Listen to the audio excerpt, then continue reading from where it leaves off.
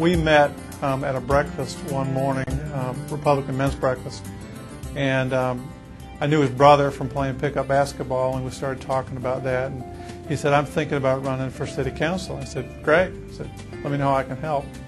And he says, "Come by my house this Sunday," and I said, "Oh, sure, I'll drop by," and figured there'd be kind of a bunch of people organized in committees. And I get there, there's half a dozen folks sitting around the couch, not sure exactly how to go about the process, and very quickly realized that we're going to kind of step in and provide something to kind of make it work. And amazingly enough, kind of went from somebody nobody knew to actually winning his first tryout for an at-large seat on city council. We were so naive, we didn't know what the heck we were doing when we were running for elective office. But going from city council to mayor, it was a whole different type of campaign. And you realized everything you said had an impact on the entire city, and also had a reflection to the nation. Didn't feel like he was old enough or wise enough or really kind of prepared, and talked a lot about things that inspired him. He always has looked for mentors in the community. His father was a really interesting and talented guy, inventor, business executive, and had just an enormous number of stories about things that had worked and not worked in his life. The night of the election was a wonderful night for me, and the night after, the morning after, my dad, who was dying of cancer, he called me up at 7 o'clock in the morning and woke me up after a long night of celebrating and said, "Son, I want to go look at the mayor's office." And he knew he was dying.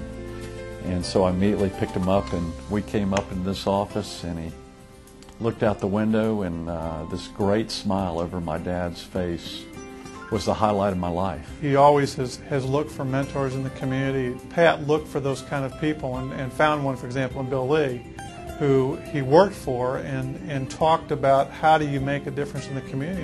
And Billy finally said, you just need to step up and run for office. Bill and I talked about my third month as mayor, and he died only a month or two later.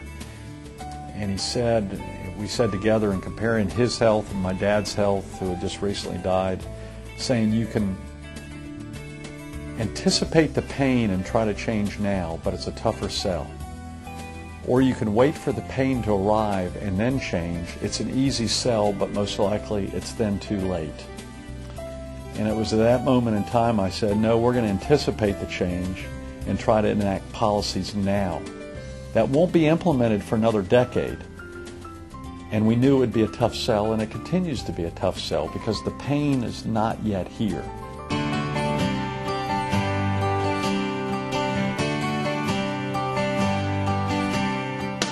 Whenever we're in meetings, he's always the first one to say, well, have you talked to so-and-so, or did you involve this group, or has anybody thought about the needs of the smaller towns? Or he's always the one to say, have you thought about, with the next sentence being some element of our community that needs to be included. He's a good collaborator. He talks to all of the city council people, tries to get the issues resolved to make sure that we are moving forward and we're not just polarizing. He's worked very hard at doing that. He's recruited candidates that weren't typical. Dan Ramirez, for example, who served on the county commission, was recruited directly by Pat to run, knowing we needed a Latino presence in public office. And I think he sees it that way, that it's not so much about building a power base, but it's how do you make everybody engage in the city as a whole so we all work to make it a better place over time. We have to learn about these new cultures coming in and make sure we welcome them with open arms, but also we have to tell the new cultures that are coming into our city that you have a responsibility to make this city even better, and we need to get them involved to help them do that. He was the first one that talked about globalization, the first one that talked about, hey, we're not competing against the next county, the next state. We're competing against the world, and we need to be prepared for that. He has put his arms around all different facets of our community, and I've personally seen that. The university area is one of the most ethnically diverse areas of our region, and he has helped us in many ways to make sure that we're focusing on the needs of each and every group. We're very proud of his leadership, and the Latin American community has had tremendous impact, tremendous growth in these past few years, and a lot of that is thanks to a great business climate and more diverse marketplace for all of our communities.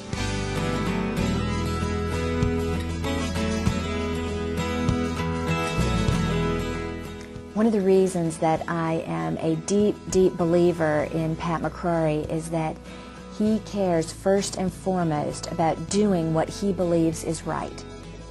And to him, he defines right by what's in the best interest of Charlotte and its citizens today and in the long term. As a city, as an individual, as a business organization, you've constantly got to see what's moving forward. And that's why, who would have imagined we're looking at a NASCAR Hall of Fame?